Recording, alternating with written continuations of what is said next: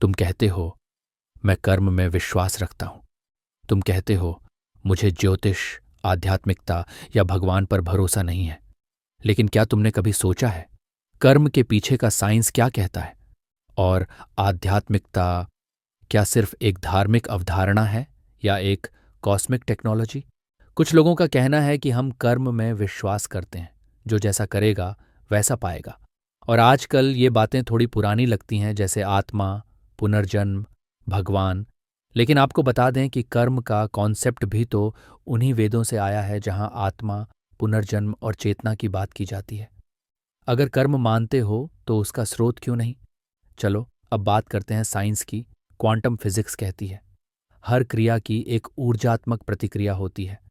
यानी जब तुम कुछ कहते हो, सिर्फ बाहरी असर नहीं होता, एक ऊर्जा तरंग भी बनती है। न्यूरोसाइंस कहती है हर दोहराया गया कर्म तुम्हारे दिमाग में एक न्यूरल पैटर्न बना देता है।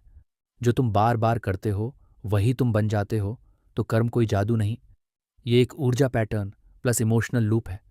लोग सोचते हैं आध्यात्मिकता मतलब पूजा, मंदिर या बाबा जी की बातें।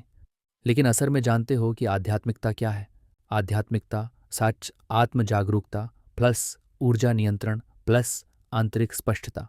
नासा के एक वैज्ञानिक एडगर मिशेल ने कहा था, जब मैं चांद से पृथ्वी को देख रहा था तब मुझे महसूस हुआ कि पूरी सृष्टि एक ही चेतना से जुड़ी हुई है। तो आध्यात्मिकता कोई अंधविश्वास नहीं, ये है कॉस्मिक इंटेलिजेंस। अब बताओ कुछ समझ आया? दरअसल कर्म है तुम्हारा एक्शन, आध्यात्मिकता है उस एक्शन की अवेयरनेस। तुम सोचते हो मैं कुछ अच्छा इंसान हूं, फिर मेरे साथ बुरा क्यों होता है? क्योंकि सिर्फ कर्म करना ही काफी नहीं, उस कर्म की भावना और इरादा भी मायने रखता है। एक आदमी दान कर सकता है, पर मन में घमंड और गिल्ट है, तो क्या वह सच में पुण्य है? नहीं, क्योंकि कर्म ऑक्ष action plus intention plus emotion. अब बात करते हैं उस याद की जो दिखती नहीं।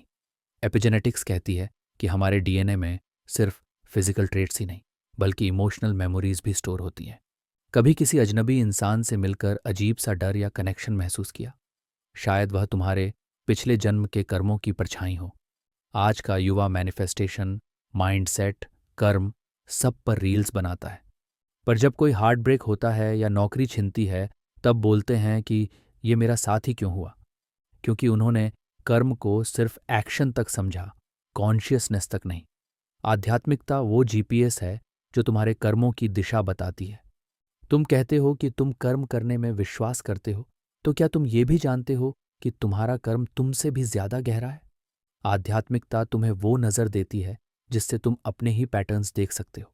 वो तुम्हें आत्मा, ब्रह्मांड और अपने पास्ट से जोड़ती है। वो तुम्हें रिएक्ट करने से पहले ऑब्जर्व करना सिखाती है। अब मैं तुमसे पूछता हूं कि क्या तुम सच में अपने कर्मों को समझते हो या बस एक ट्रेंड को फॉलो कर रहे हो?